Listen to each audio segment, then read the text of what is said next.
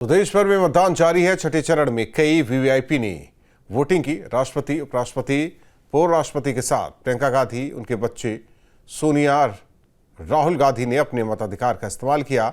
इसके साथ ही नवीन जिंदल, स्वाति मालीवाल ने भी अपने अपने पोलिंग स्टेशन पर पहुंचकर, बूथ पर पहुंचकर अपने मताधिकार का इस्तेमाल किया। तो ये 7 तस्वीरें आपको दिखा रहे हैं। उपराष्ट्रपति, राष्ट्रपति, पूर्व राष्ट्रपति, इसके अलावा गांधी नेहरू परिवार, नवीन जिंदल, सोनिया, स्वाति मालीवाल। तो देखिए, लगातार हमारे साथ हमारे वरिष्ठ सहयोगी धीरेन्द्र पुंडीर जी जुड़े हुए हैं। उमाकांत लखेरा सर, वरिष्ठ पत्रकार हमारे साथ जुड़े हुए हैं।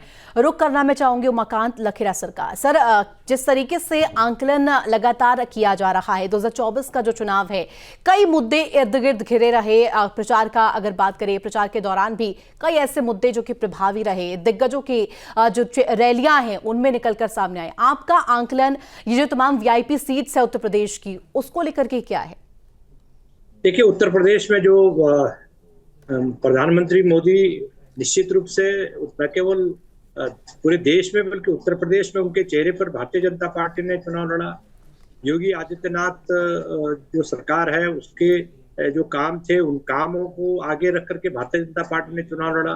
और भारतीय जनता पार्टी के जो दूसरे दिग्गज नेता थे उन्होंने भी पूरा तूफानी प्रचार। कोई ऐसा मंडल, कोई ऐसा जिला नहीं है उत्तर प्रदेश का जहां वीआईपी लोगों की भाग दौड़ ना हुई हो, चाहे वो अरविंद केजरीवाल रहे हो, राहुल गांधी हो, प्रियंका गांधी हो और तमाम मंत्री, भारत सरकार के दिग्गज उत्तर प्रदेश सरकार में जो मंत्री हैं उनकी तूफान रैलियां हुई। और इतना बड़ा प्रदेश है कि हर क्षेत्र में जो पूर्वी पश्चिमी उत्तर प्रदेश है वहाँ का रहन सहन, वहाँ के लोगों का, वहाँ के मुद्दे, वहाँ के टेम्परामेंट और पूर्वी उत्तर प्रदेश की जो समस्या है वो दोनों समस्याएं एकदम अलग हैं। जो गरीबी है, बेरोजगारी है और खेती के तमाम तरह के जो सवाल है, खेती उतनी मजबूत नहीं है जितनी पश्चिमी उत्तर प्रदेश में है। किसानों के भी मुद्दे हैं, लेकिन इसके अलावा तमाम तरह के जो बेरोजगारी के जो सवाल है, महंगाई के सवाल है, वो सवालों पर चुनाव हुए। और निश्चित रूप से जो विपक्ष ने भी उन तमाम मुद्दों को उभारने की कोशिश की जो जनता के मुद्दे थे, जिनसे जनता में, युवाओं में खास तौर पर अग्निवीर का मुद्दा था, महंगाई का मुद्दा था। और ये जो उत्तर प्रदेश के कई हिस्सों में जैसे ज्यादतियां हुई पुलिस की, उनको भी उभारने की कोशिश की विपक्षी पार्टियों ने। लेकिन कांग्रेस ने, समाजवादी, भारतीय जनता पार्टी ने इन तमाम मुद्दों को लेकर के एक बचाव करने की कोशिश की कि वो तीसरी बार प्रधानमंत्री मोदी के नाम पर वोट दिए जाए हमको, क्योंकि हमने 2 बार बड़ी स्थिर सरकार दी। और विपक्ष ने तानाशाही की जो सवाल है उन सारे मुद्दों को भी प्रमुखता से उभारा है। जिस तरह से विपक्ष के नेताओं को 2 तो मुख्यमंत्री जेल में डाले गए, बाकी लोगों के खिलाफ भी ईडी, सीबीआई, तमाम तरह के लोग। और ये मुद्दा भी विपक्ष के नेताओं ने पब्लिक रैलियों में उछाला कि जो भारतीय जनता पार्टी में जो शामिल हो जाता है, भले उस पर कितने गंभीर आरोप हैं, उस पर कोई एक्शन नहीं होता। तो ये सारे मुद्दे कहीं ना कहीं जनता के मुद्दे और चुनावी रैलियों में छाए रहे। राहुल गांधी की रैलियां बहुत आकर्षण का विषय बनी रही। भले ही उत्तर प्रदेश में कांग्रेस की मजबूत ताकत नहीं दिखती है, मात्र 17 सीटें समाजवादी पार्टी के साथ गठबंधन में राहुल गांधी की पार्टी कांग्रेस को मिले हैं, लेकिन इसके बावजूद भी एक स्टार अट्रैक्शन राहुल गांधी का रहा। और उन्होंने, और समाजवादी पार्टी ने, चाहे वो रायबरेली हो, अमेठी हो, कन्नौज हो, आजमगढ़ हो, और भी 2-3 और अंचलों में उन लोगों ने जो साझा रैलियां की। और इससे पहले जो यात्रा हुई थी कांग्रेस की, भारत जोड़ो यात्रा, राहुल गांधी की जो पूर्वोत्तर से आई थी और अमेठी होते हुए उत्तर प्रदेश होते हुए गई, उसमें भी बड़े पैमाने पर लोग आए शामिल होने। हालांकि ये नहीं कहा जा सकता कि इतने लोग राहुल गांधी की रैली को देखने के लिए आए या उसमें शिरकत करने आए तो वोट में कन्वर्ट होगा। वोट में कन्वर्ट करने के लिए बहुत सारे कारण होते हैं, बहुत सारे जरूरतें होती हैं। जब भीड़ को वोट में कन्वर्ट किया जाता है, संगठन एक बहुत बड़ी ताकत होती है। और मुझे लगता है कि भारतीय जनता पार्टी इसी मामले में, संगठन में और साधनों के मामले में दूसरे दलों पर हावी है। जो एंटी इनकन्वेंसी का जो फैक्टर है, भारतीय जनता पार्टी को निश्चित रूप से उत्तर प्रदेश में उसका सामना करना पड़ा, देखने को मिला। पूरे देश में देखने को मिला कि एंटी इनकम्बेंसी भी है, और भारतीय जनता पार्टी ने उस एंटी इनकम्बेंसी को प्रो इनकम्बेंसी में तब्दील करने में कोई कसर नहीं छोड़ी है। उन तमाम मुद्दों को फिर से उठाने की कोशिश की, वादे करने की कोशिश की। लेकिन एक बात मैं बताना चाहता हूं कि कांग्रेस का जो घोषणा पत्र है, वो घोषणा पत्र चर्चा का विषय बना रहा, न केवल विपक्ष की राजनीति में, बाकी जो सहयोगी दल है जो उसमें वादे किए गए हैं, और उसको लेकर के भारतीय जनता पार्टी ने तमाम तरह के विवादित सवाल उठाए उसको लेकर के। लेकिन ये पहली बार मेरे 30-40 साल के जो इलेक्शन कवर करने का जो कैरियर है, पहली बार कोई घोषणा पत्र है, वो घोषणा पत्र को पब्लिक रैलियों में, चुनावी रैलियों में। ठीक है उमाकांत सर, आप बने रहिए। बड़ी खबर के लिए ऋतु तोमर का रुख करते हैं। तो इसी बीच बड़ी खबर जो कि लखनऊ से आ रही है, बता दें आपको कि महिला की हत्या से हड़कंप मचा हुआ है और पूर्व आईएएस की पत्नी की हत्या हुई है, जिसके बाद से हड़कंप मचा हुआ है। इस वक्त की बड़ी जानकारी आपको दे रहे हैं लखनऊ से, जहां पर महिला की हत्या से इलाके में हड़कंप। लूट के बाद की गई मोहिनी दुबे की हत्या, पुलिस ने शव को पोस्टमार्टम के लिए भेज दिया है। आरोपियों की तलाश में पुलिस जुटी हुई है। गाजीपुर थाना क्षेत्र का मामला बताया जा रहा है, जहां पर पूर्व आईएएस की पत्नी की हत्या से हड़कंप। इलाके में लूटपाट के बाद मोहिनी दुबे की हत्या कर दी गई। तो पुलिस पूरे मामले को लेकर जांच पड़ताल में जुटी हुई है। शव को पोस्टमार्टम के लिए भेज दिया गया है। तो बता दें कि मोहिनी दुबे जो कि पूर्व आईएएस की पत्नी है और लूट के बाद मोहिनी दुबे की हत्या की गई है। अब पुलिस मामले को लेकर आरोपियों की तलाश में जुटी हुई है और जांच पड़ताल में लगी हुई है। तो बता दें कि गाजीपुर थाना क्षेत्र का ये मामला है, जहां से इस वक्त की ये बड़ी खबर आ रही है। और महिला की हत्या से इलाके में हड़कंप, पूर्व आईएएस की पत्नी मोहिनी दुबे की हत्या कर दी गई है। बताया जा रहा है कि लूट की वारदात को अंजाम देने के बाद मोहिनी दुबे की हत्या की गई है। तो चलिए अब आगे की खबरों के लिए सीधा रुख करेंगे स्टूडियो का। तो जिस तरीके से छठे चरण का चुनाव लगातार जारी, मतदान लगातार हो रहा है, इस पर बातचीत भी की जा रही है। धीरेन्द्र सर, एक सवाल देखिए, क्योंकि अब असली परीक्षा जो है वो बीजेपी के सहयोगी दलों की भी है। जिस तरीके से आप अपना जो रिसर्च है वो बता रहे थे कि विधानसभा चुनाव में किस तरीके से फायदा मिला समाजवादी पार्टी को, क्योंकि एसबीएसपी भी साथ थी। लेकिन इस चुनाव में एसबीएसपी बीजेपी के साथ, निषाद पार्टी और वहीं जिस तरीके से अपना दल है, तो जाहिर तौर पर यह कहा जाए कि ये अब चुनाव केवल बीजेपी का नहीं, पूरे एनडीए का है, खासकर यूपी के सीटों पर 7वें चरण में भी। देखिए, उमाकांत सर ने बहुत सही से उसको बताया कि किस तरह से एक एंटी इनकम्बेंसी का भी भाव अलग अलग हिस्सों में था, जिसको बीजेपी ने अपने आप पलटने की कोशिश की। अगर हम विधानसभा चुनाव से इसको एनालाइज सिर्फ इसलिए कर रहे हैं क्योंकि ये बदलाव का जो ट्रेंडिंग है, खास तौर से ये अंतर पता चलता है कि किस तरह से जब मोदी सामने आते हैं तो मतदाता का चेंज किस तरह होता है। क्योंकि 2009 से अगर 2014 को देखेंगे और अगर आप उसको 12 से 17 को देखेंगे तो आपको राहुल ये पूरी तरह साफ नजर आता है कि इन शहरों में, जैसे अम्बेडकर नगर जैसे शहर की बात करें तो पिछला चुनाव जो 2022 का विधानसभा चुनाव है उसमें बीजेपी बहुत पिछड़े है, बहुत पीछे है उससे, समाजवादी पार्टी से। लेकिन यही जब समाजवादी पार्टी 2019 के इलेक्शंस में जाती है तो वहां आपको कुछ और दिखाई देता है। तो वो तमाम चीजें आपको यहां दिखाई देंगी। जो छोटे छोटे दल हैं, जब वो मिलते हैं और जब वो टूटते हैं तो विधानसभा में उनका असर बहुत साफ तौर पर महसूस किया जाता है सीट दर सीट।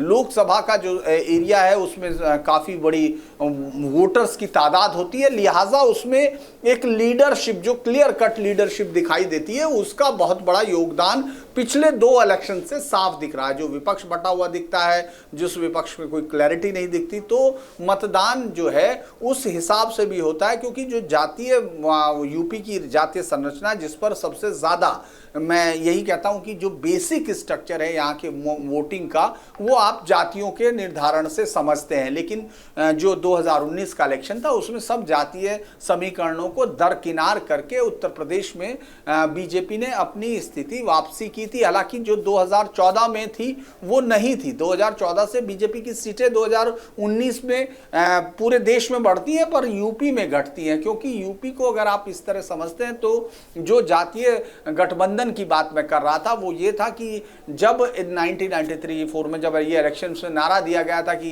जब मिले जब मिले, मुलायम काशीराम, हवा में उड़ गए, जय श्री राम, इस तरह के नारों का जब बहुत बड़ा असर था। और उसके बाद ये बहुत दिनों तक न केवल राजनीतिक समीक्षकों के लिए बल्कि बीजेपी के जो विरोधी थे वो अक्सर इस शब्द का इस्तेमाल करते थे कि जैसे ही ये गठबंधन होगा बीजेपी बिल्कुल उड़ जाएगी, उत्तर प्रदेश में उसके रहने की जगह नहीं होगी। और 2019 में अगर हम थोड़ा भी वापस जाने की कोशिश करें, चाहे वो राजनीतिक प्रेक्षक हो, चाहे वो सेफोलॉजिस्ट हो, वो सब ने बीजेपी को 25-30 सीटों पर सिमटा दिया था। लेकिन बीजेपी पलट के आई, 62 सीटें जीती, उसके सहयोगी ने 2 सीटें जीती। तो मुझे लगता है कि ये चुनाव न केवल बहुत व्यक्तिगत केंद्रित, व्यक्तित्व केंद्रित होता है, इस समय होता हुआ दिख रहा है, और साथ में जो जातीय समीकरणों को बीजेपी ने 2022 के असेंबली इलेक्शंस में जिनको अनदेखा किया था या जो सब उससे दूर बिखरे हुए दिख रहे थे उनको समेटने की कोशिश की है।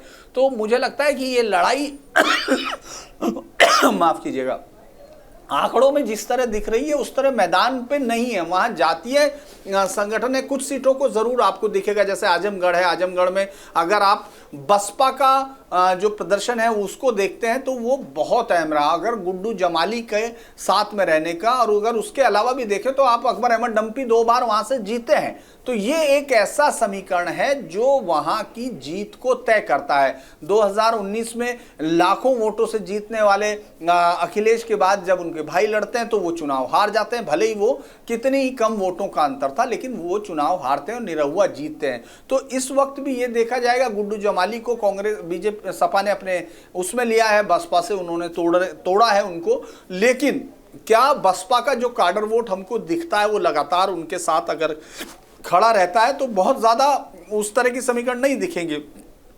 वो एक ऐसी सीट है जो जातीय उस पर आधारित है। लेकिन प्रतापगढ़ की जहां बात कर रहे थे तो आपने देखा होगा प्रतापगढ़ में राजा भैया का जो है बड़ा जबरदस्त ऐसा दिख रहा है, लेकिन वो सिर्फ 2 विधानसभा सीटें हैं जहां उनका जनसत्ता दल लोकतांत्रिक लड़ता है। वो जो इससे पहले फेज में जाती थी सीट, उन सीटों को अगर हम बाबागंज और उसका देखें कुंडा की सीटों को, तो उसके अलावा बहुत ज्यादा इम्पैक्ट नहीं दिखता। हाँ, हम लोग उसको बातों में जरूर देखते हैं या फिर जब एनालिसिस की चर्चाएं होती है उनमें देखा जाता है। तो मुझे लगता है कि प्रतापगढ़ भी वो सीट थी, प्रतापगढ़ में भी अगर आप जी ग्राफिक्स के लिए न्यूज रूम का रुख करते हैं। ऋतु तोमर हमारे साथ मौजूद है। ऋतु, चलिए देखिए, क्योंकि देश भर में लोकसभा चुनाव चल रहे हैं, लोकसभा चुनावों के 6ठे चरण को लेकर वोटिंग जारी है और पल पल का अपडेट हम आप तक पहुंचा रहे हैं, पल पल की जानकारी आप तक पहुंचा रहे हैं।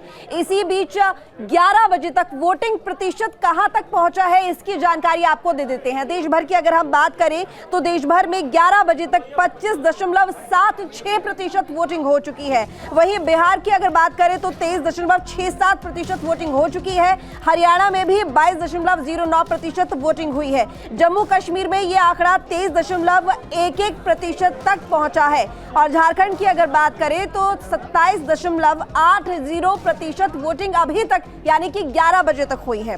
दिल्ली में यह प्रतिशत 21.69%, थोड़ी धीमी रफ्तार से दिल्ली में जो वोटिंग प्रतिशत है वो हो रहा है। ओडिशा की बात करें तो सबसे कम वोटिंग प्रतिशत ओडिशा का ही सामने आया है, 21.30%। इसके साथ ही यूपी की अगर बात करें तो 27.06% वोटिंग 11 बजे तक हुई है। वहीं पश्चिमी बंगाल में हर चरण की तरह इस बार भी सबसे ज्यादा वोटिंग प्रतिशत 36.88% वोटिंग हुई है। तो ये वोटिंग प्रतिशत 11 बजे तक का है। तो बता दें कि उत्तर प्रदेश में 14 सीटों पर लोकसभा चुनाव 6ठे चरण में उत्तर प्रदेश में वोटिंग प्रतिशत कहां तक पहुंचा है 11 बजे तक, वो आपको बता देते हैं। 11 बजे तक वोटिंग प्रतिशत 27.06% हुई है। इलाहाबाद की बात करें तो 23.88% वोटिंग हुई है। अंबेडकर नगर में 30.02% वोटिंग हुई है। वहीं आजमगढ़ में ये प्रतिशत 28.60% है।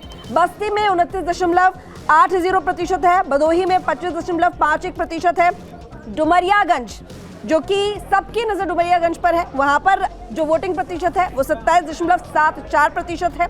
जौनपुर में 26.81% वोटिंग प्रतिशत पहुंचा है। लालगंज में 28.40%। मछली शहर की अगर बात करें तो 27.18% अभी तक वोटिंग हुई है। फूलपुर में सबसे कम 85%। सबसे ज्यादा धीमी रफ्तार से फूलपुर ही है। और वहीं प्रतापगढ़ की अगर बात की जाए तो 26.35% वोटिंग हुई है। संत कबीर नगर में 27.35% वोटिंग हुई है। और श्रावस्ती की अगर बात की जाए तो 26.69% वोटिंग 11 बजे तक हुई है। सुल्तानपुर में सबसे ज्यादा वोटिंग प्रतिशत सामने आया है, 28.05% वोटिंग सुल्तानपुर में हुई है। सबसे ज्यादा वोटिंग प्रतिशत अभी तक सुल्तानपुर का ही रहा है। चलिए अब आगे की खबरों के लिए सीधा रुख करते हैं स्टूडियो का। तो बिल्कुल ऐसे में छठे चरण का मतदान लगातार जारी है। हमारे तमाम जो सहयोगी है वो भी ग्राउंड जीरो से जुड़े हुए हैं, साथ ही साथ वरिष्ठ सहयोगी हमारे धीरेन्द्र पुंडीर सर भी हमारे साथ लगातार बने हुए हैं, वरिष्ठ पत्रकार उमाकांत लखेरा सर भी हमारे साथ बने हुए हैं। धीरेन्द्र सर, देखिए, एक सवाल मेरा रहेगा, क्योंकि आपने राजा भैया का जिक्र किया। राजा भैया जो कि एक अहम कड़ी हो जाते हैं, छठे चरण का मतदान जारी है।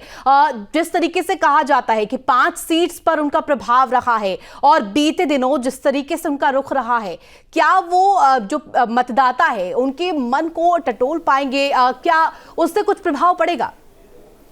देखिए, प्रतापगढ़ एक ऐसी सीट है जो आंकड़ों में तो मुझे नहीं लगता कि राजा भैया उस पर बहुत बड़ा इम्पैक्ट कोई डाल पाएंगे। ये सीट एक ऐसी है जहां विधानसभा के चुनाव में भी बीजेपी को 32% वोट शेयर है, जो 2022 में है। उससे पहले उसके पास 22 था 2017 में, उससे पहले उसके पास 14% वोट शेयर था 2012 में।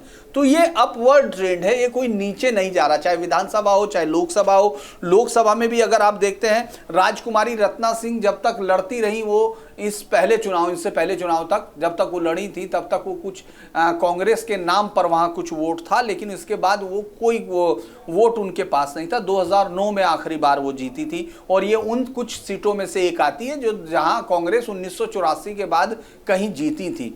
इसमें अगर आप देखेंगे 2014 और 2019 दोनों में वोटों का डिफरेंस है, यानी प्रतापगढ़ में वोट शेयर बीजेपी का लगातार बढ़ा है, चाहे वो विधानसभा के चुनाव हो चाहे वो लोकसभा के हो। तो मुझे नहीं लगता कि राजा भैया की बहुत कोई नाराजगी, इस तरह का असर प्रतापगढ़ में कोई दिखा पाएगी, वो लगता है। लेकिन हाँ, वहां उनके जो उम्मीदवार हैं उनके सिलेक्शन को लेकर जिस तरह का आपसी विवाद पार्टी के अंदर रहा, जिस तरह का असंतोष वहां दिखा, वो जरूर है कि जिस तरह से उन्होंने कहा कि मुझे बनने नहीं देते हैं, रो रहे थे, क्षत्रिय समाज को कहा कि वो नहीं बनने दे रहे हैं, इसके बाद उनके होटल की समस्याएं, ये तमाम चीज़ें जो आ रही, तो लोगों को ये ज़रूर लगा कि ये समस्या इशू होंगी। लेकिन मुझे लगता है कि यहाँ ऐसा कोई प्रतापगढ़ में राजा भैया बहुत इम्पैक्ट छोड़ पाएंगे इस लोकसभा सीट पर, तो मुझे नहीं लगता है इस तरह से। जी उमाकांत सर, जाहिर तौर पर उत्तर प्रदेश की बात हो रही है, 80 लोकसभा सीट, हालांकि पक्ष विपक्ष के तमाम अपने अपने दावे हैं,